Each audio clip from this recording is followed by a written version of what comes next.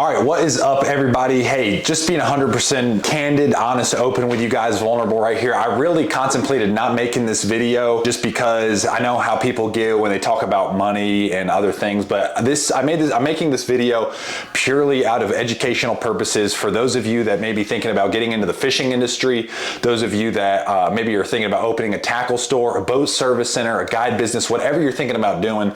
This is Dreamcatcher's Fishing Supply that I'm gonna be going, Dreamcatcher Guides LLC, which encompasses boat service, guiding, and an online store and a brick and mortar store. But anyways, I'm making this video purely out of educational purposes. And yeah, so anyways, I'm excited to hear your feedback. Would love for you to give your comments down below, talk about maybe your experiences in the fishing industry. And yeah, if you enjoy this kind of content, feel free to subscribe because I've got more educational content coming out, entrepreneur stuff within the fishing industry that I would love to talk about. So anyways, I hope you enjoyed this video. We're gonna get after it. Yeah. All right, what is going on, everybody? Welcome back to the Austin Neary Outdoor channel. Today, I'm gonna be talking about how I made $175,000 a year as a owner-operator, fishing guide, owning a tackle store, a guide business, and a boat service center. So many of you guys know that I started Dreamcatcher Guides as a fishing guide service while I was in college. And then when I graduated college, I was like, man, there's a huge hole in the market. There is literally zero quality premium tackle shop where I'm located in Western North Carolina. So we started Dreamcatcher's Fishing Supply. And then over the course of time, we started doing installs on boats and everything. But I'm gonna break down today how the business has grown, how I have been able to make it successful. And yeah, so come on with me. First things first, right? The business started out as a guide business. So we got guide right here, and we'll draw a fella holding a couple of big fish. He's holding a couple big fish. Those are terrible fish. So, right, I had a store too, right? And then within the store, we had online sales. So we've got store and then online, that's dreamcatchersfishing.com. So store, online, and we have the boat service side of our business. This is where we do installs, marine electronics, tons of customers. If you are in Western North Carolina, East Tennessee, upstate South Carolina, North Georgia, golly, we're really close to you, super close vicinity. We have done hundreds and hundreds of these, but we had this side of our business. And I'll draw a drill and a boat. So this isn't a gun, I promise, but that's a drill. Right, well, that little trigger, so it looks like a gun, but that's a drill. And here is a boat. There's the motor, there's the prop, there's a console, here's the trailer that it sits on, and boom. Yeah, so there you go. So we've got the store, the guide business, we have the service. So each side of this business is unique because although this is one business, right, it all goes to the same operating account. So this is our bank. So we'll call this operating, OPP-ACCT. So operating account, that is a bank. All right, so we've got store sales, we've got the guide business, and we have the boat installation service center side of our business. So for me in the fishing industry, it's really hard to be one-dimensional. The most scalable side of the business is this because it's online sales.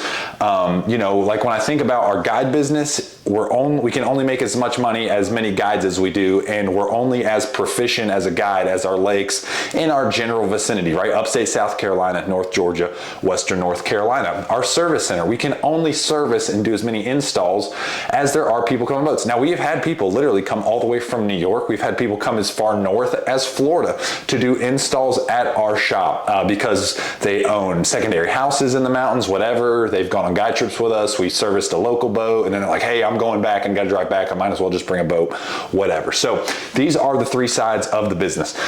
I'm gonna show you guys kind of this past year, just for easy math, I think we ended up doing like $887,000 in total gross revenue. That's all the money coming into Dream Catchers Fishing LLC. That's the name of the business, right? So, and if you hear my kids, they're upstairs with my wife. So, all right, we have our service center side of the business. Roughly that business did around $240,000. And the easy way to look at that is we did about 60 installations, so 60 installs times an average price point of $4,000. All right, so that's a little more than one a week, right? That's one a week on average. Some weeks we would do 4 or 5. Some weeks we'd have 2, 3, 4 weeks in a row where we didn't do any. But on average, we did about 60 installations with the price of about $4,000. Some of those installs were $12,000. Some of the installs were as little as $1,000. But our average price is about $4,000. So that is $240,000 in gross revenue, right? So that's $240,000. All right, our guide business, we did 350 guide trips, so that's a freaking ton, at the average price point of about $500. So 350 times 5 is $175,000. So right here, we're gonna go $175,000, and that was 350 trips times 500. All right, so now we've done $240,000 out of the service. We've done $175,000 in guides. And then with our store, we did about $485,000. I'm saying $900,000 for easy math, but I think we ended up doing like $887,000. So right here, we did $485,000. And then of that $485,000, I think $300,000 of it was in store, right? And then this is where the scalability of the business, this is where when the new owner buys the business, he wants to take it as more of an online presence, which I totally agree. I just don't have the mental energy or capacity to do it. But so we did another $185,000 online store sales. So $185,000, right? And that brings that total number to 485. So 485, 175, 240, you're looking at $900,000 if my math is correct, right? So we're gonna go 485 plus 175 plus 240. There you go, $900,000. Just like I said, to keep it. All right, so within this, all of that money goes into the operating account. So I don't have this, although this is different segments of the business that we look at to grow, it all goes into the same operating account. So right here we have the operating account. So the operating account has all sorts of stuff. That is where cash flows come in and out of, right? So in our operating account, we have COGS, right? Cost of goods sold. So we sold $485,000 in inventory in the store. Maybe that inventory costs $300,000. So we had a gross profit of $185,000 on that side of the business or whatever. So we got cost of goods sold. We have, electric. We'll just put miscellaneous just to make this list smaller. We have salaries.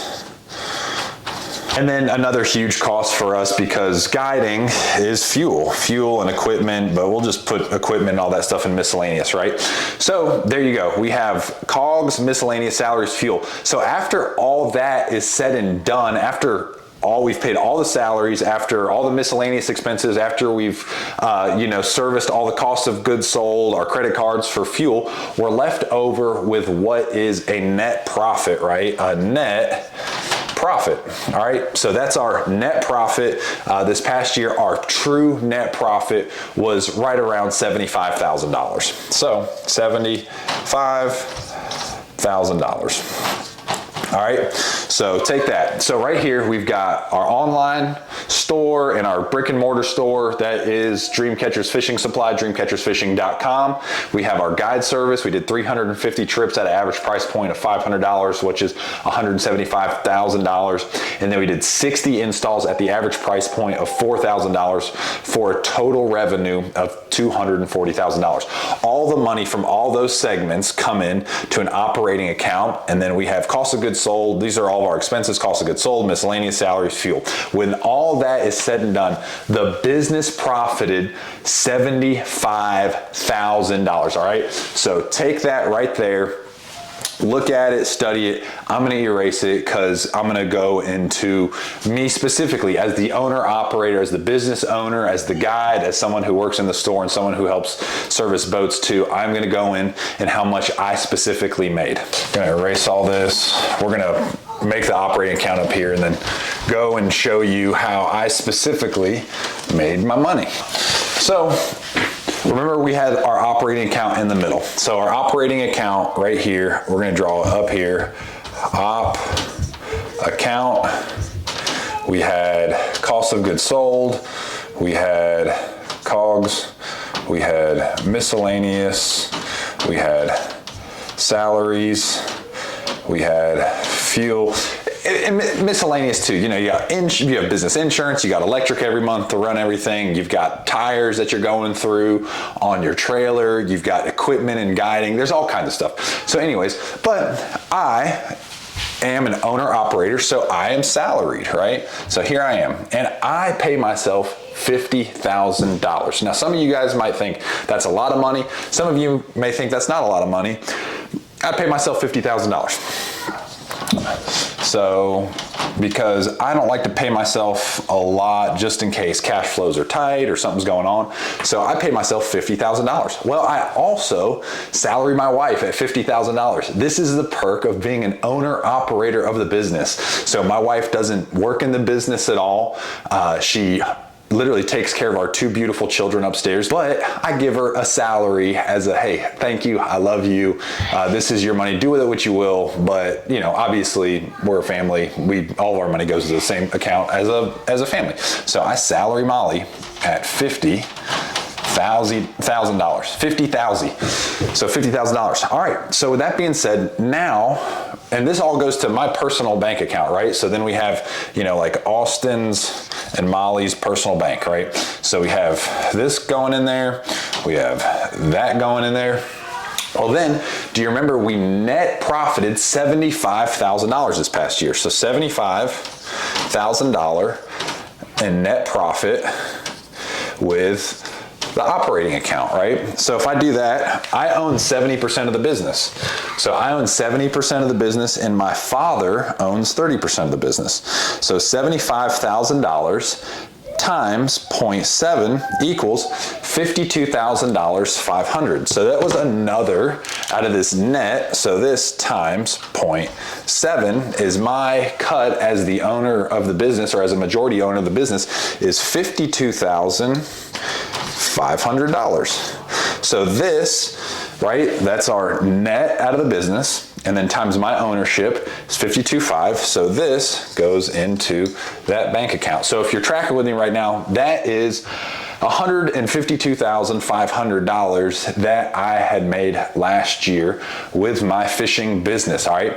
I said I made $175. Where the heck does that other almost $20,000 come in? Or I guess it's a little over $20,000. So there's two sources of revenue that I utilize as an entrepreneur in the fishing industry. And one of them is this company right here, fishtips.com.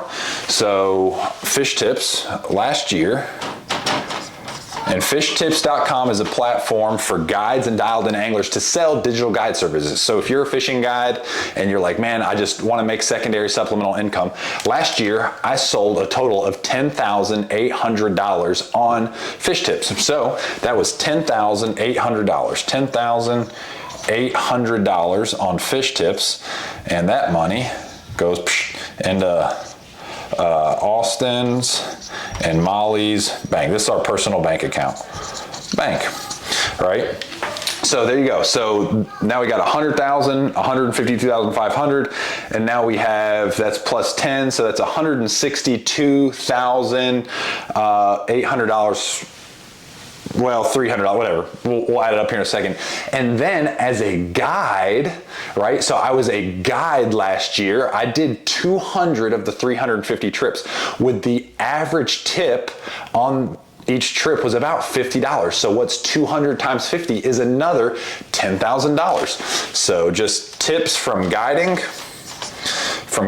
equals $10,000. All right, so all that now goes into there. So now we've got our salaries. We have, these are called draws out of the business. As an LLC, we do tax as an S corporation, but those are draws out of the business. Then we have fish tips revenue that I generated, and then tips in fishtips.com of $10,000. I think it was actually a little more, which is how I think I got to 175. But if we add all those numbers up, 50,000 plus 50,000 plus right here 52,500 plus 10,800 equals 163,300, and then tips another 10,000. I think it was a little over 10,000, but there you go, 173,000 right there, $173,300. Now this is kind of the unique thing too.